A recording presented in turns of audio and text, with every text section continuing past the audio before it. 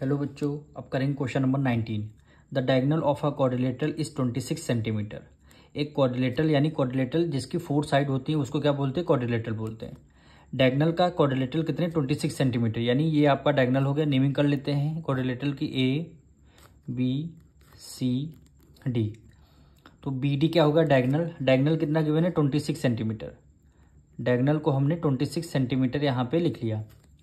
And the perpendicular drawn to it from the opposite vertices are 12.8 centimeter and 11.2 centimeter. Find the area of quadrilateral.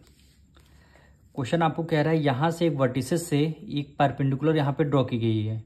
Perpendicular मतलब है ये angle आपका 90 degree का है और ये यहाँ से वर्टिसेस, इस वर्टिसेस से भी एक परपेंडिकुलर को ड्रॉ किया गया है, यानी ये परपेंडिकुलर मतलब है ये एंगल आपका 90 डिग्री हो गया। तो आपको इस क्वाड्रिलेटरल का आपको एरिया बताना है और इनकी परपेंडिकुलर कितना गिवन? 12.8 है। तो एक आपकी परपेंडिकुलर 12.8 हो जाएगी, दूसरी क्या हो जाएगी? 11.2, यानी 11.2, यानी ये आपका क्या हो गया? ई ले लेते हैं और ये आपका एफ हो गया, यानी ए ई आपका 12.8 सेंटीमीटर है और एफ सी आपका कितना है? 11.2 सेंटीमीटर है। 11.2 सेंटीमीटर है। अब आपको इसका एरिया निकालना है, तो सबसे पहले क्या करते हैं हम? Area of triangle A B D, यानी ऊपर वाला ये वाला इस वाले ट्रायंगल का हम क्या निकालेंगे? एरिया निकालेंगे सबसे पहले। तो यहां पे लिखते हैं area of triangle A B D. A B D formula क्या होता है? हाफ मल्टीप्लाई बेस और मल्टीप्लाई हाइट। हाफ को हमने एज इट इज रख दिया। बेस आपका क्या हो गया? बेस आप लेंगे ए बी डी का, बेस क्या हो जाएगा? बी डी, और बेस आपको कितना? 26 गिवन है। मल्टीप्लाई हाइट कितना हो गया? ए ई की वैल्यू 12.8 की आपको गिवन है।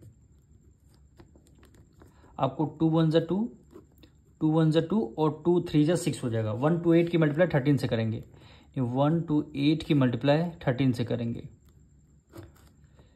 8 3 जा 24, 3 2 जा 6 प्लस 2 8 हो गया और 3 1 जा 3।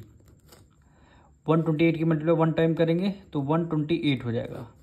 ये आपका 4 8 प्लस 8 16, 1 कैरी गया, 3 प्लस 2 5 1 6 हो गया 1, यानी कितना आ जाएगा? 1664। यूनिट क्या है? सेंटीमीटर, और एरिया निकाला है स्क्वायर। अब देखिए 1 डिजिट पहले यहाँ डेसिमल था तो हम यहाँ पे 1 डिजिट पहले एक डेसिमल लगा देंगे, यानी एरिया ऑफ ट्रायंगल हमारा ए बी डी आ गया। अब कौन सा? इस वाले ट्रायंगल का एरिया निकालेंगे, यानी B C D.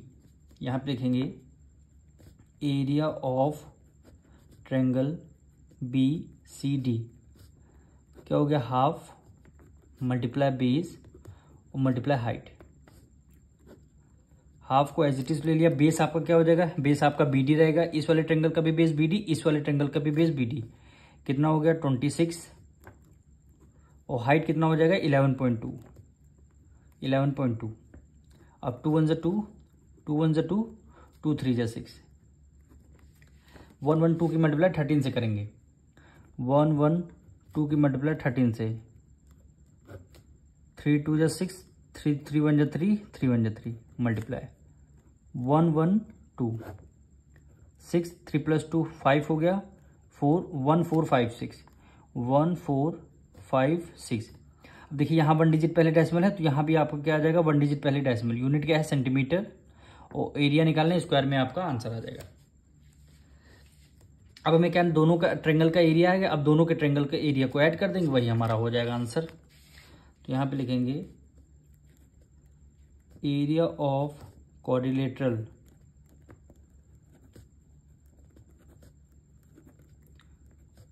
Area of quadrilateral A B C D, A B C D. दोनों के ट्रायंगल ऐड करेंगे। एक ट्रायंगल हमारा 16.1664 सेंटीमीटर स्क्वायर, दूसरा ट्रायंगल का एरिया 145.6 सेंटीमीटर स्क्वायर। अब दोनों के हमें ऐड करना है एरिया, तो 166.4 145 145.6। 6 प्लस 4 10, 1 कैरी, 6 प्लस 5 11, एक हो गया 12, 1 कैरी, 6 प्लस 4 10 एक 11, 1 कैरी, और ये आपका 3।